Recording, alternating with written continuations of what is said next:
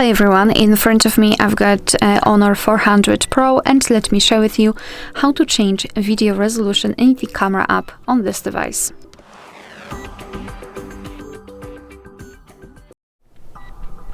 So let's start with opening the camera app, and currently we are in the standard photo mode. So let's switch to the video one. So just tap on the video, and if you can see the red color inside the shutter button, it means that for sure you're on the video mode.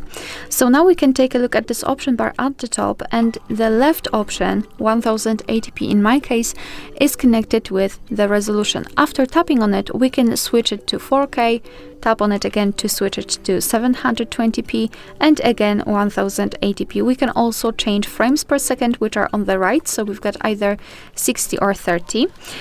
So this is how to change the resolution. You can also enter the settings, so tap on this gear icon, and here you've got the resolution option.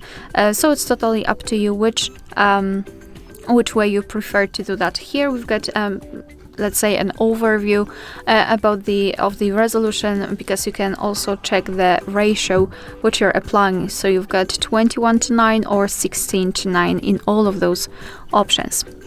Alright, so basically this is it. Thank you so much for watching. Please hit the subscribe button and leave the thumbs up.